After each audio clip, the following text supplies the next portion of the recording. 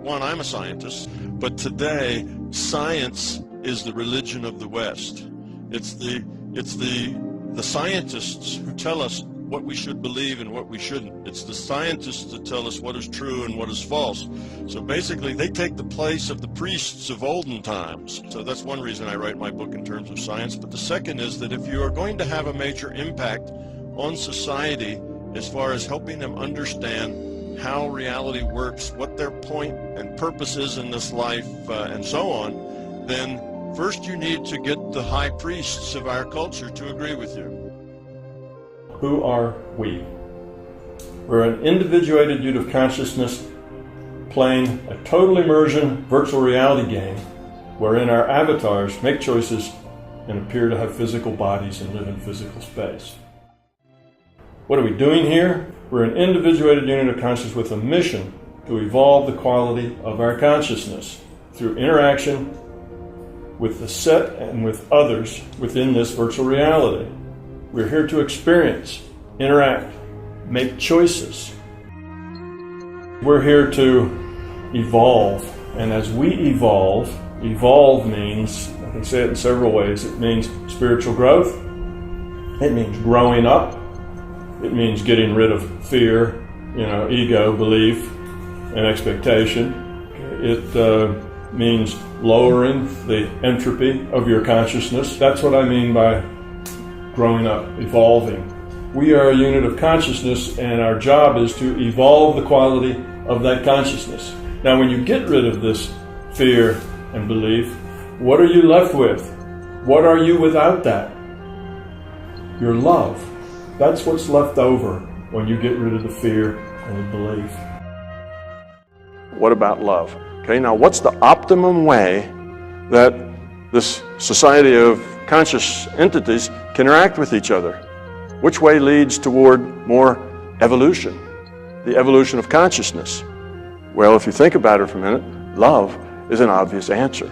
Okay? And one of the ways I explain this is look at, take a society of 10,000 people and put them someplace, and let all those 10,000 people interact with each other with love, which means they care about others. It's not about them, it's about others. Somebody discovers something, they share it. So you expect them to be cooperative, supportive, very interactive. Now let's take another 10,000, and let's say they're based on the opposite of love. They're based on fear. Fear is the opposite of love. Okay, now give them the same resources and the same whatever, and let them go. And what do you have? Well, immediately you have hoarding. This is mine, and now I have to protect mine from you taking it away from me. We have belligerence. We have what's in it for me. Why should I help you? Why should I help you build your barn back? Matter of fact, I'm the one that lit that fire because I was trying to eliminate competition on the market, right? The human organism as one organism, and that any fighting against itself is completely and totally unnatural, because we are literally all the same thing. So that's what you have. What happens in these 10,000 people is that they start to pull apart, because fear is divisive. Fear is high entropy. It breaks things apart. It's not cooperative. Pretty soon they would start to, they're going to battle with each other, right? Because it's all about them. And then they want to form little mutual protection groups, so that this little group can protect them from this other group, because groups are more powerful than individuals. And then those groups would fight each other, and pretty soon you have what we have here, right? Pretty soon you have this physical matter reality. The idea that it should be okay to go somewhere and engage in war to protect a society that wants to go places and engage in war. That's insane. Whereas a few of these groups own 95% of all the resources, and everybody else has to feed that machine. That's kind of the way that'll work out. Well, here we are. We can see how that experiment's already been done, right? We can see that. But we can imagine that other experiment where everybody was cooperative, helping, trying. Now, which one of those two systems sounds like the lower entropy? See, the more ordered, the more constructive, the one that builds and grows and constructs. Well, obviously, love is the optimal way in which people can interact. That's what moves consciousness toward greater and greater evolution. So consciousness evolves by lowering its entropy. Consciousness evolves by becoming love. You can live in multiple realities all at once. You don't have to be just constrained to this linear, Western rational reality. You can live in a much bigger reality space. I'm also not just in this reality. While I'm at work and while I'm doing this stuff, I live and exist and experience in several realities kind of simultaneously. So instead of living in one reality or another, I just live in the larger reality all the time. And the thing that's neat is that they help. I'm better at solving problems at work because I also I see the problems from a different perspective.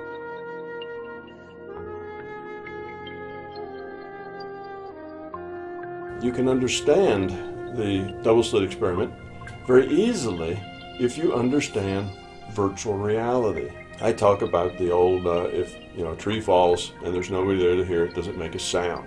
And of course the answer to that is, well, there is no woods, there is no tree, there is no sound, they're all virtual. It's just information. The natural state of reality is probabilistic and statistical. Okay, this is a multiplayer game. Okay, think of it with the World of Warcraft video game. Okay, it's the same thing. What happens when there are no players in the World of Warcraft game? There's absolutely nobody to play the game.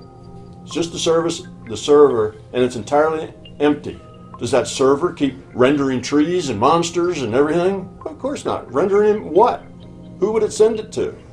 When somebody turns on their computer and logs into the game, now suddenly it starts rendering to that person whatever it is that they would see depending on where they are on the map. You see, and this table, this is hard, and my fist hits it. How come it doesn't go through it if it's just virtual? Well, how come you can't walk through trees in World of Warcraft? How come you can't walk through rocks? You have to walk around them. Why? Well, because that's the rule set in the game. We live in a virtual reality. Reality is composed of nothing other than information. Science is coming to that viewpoint more and more. Every year you hear more and more people who realize that information is at the core of our existence. When you then try to understand these pictures, you find out that buried in them are computer codes, just like the type that you find in a browser when you go surf the web. And so I'm left with the puzzle of trying to figure out whether I live in the Matrix or not. Wait, you're blowing my mind at this moment. So you're saying... We're an individuated unit of consciousness playing a total immersion virtual reality game wherein our avatars make choices and appear to have physical bodies and live in physical space. I never expected that the movie The Matrix might be an accurate representation of the place in which I live. Do not try and bend the spoon. That's impossible. Instead, only try to realize the truth. What truth? There is no spoon. There is no spoon?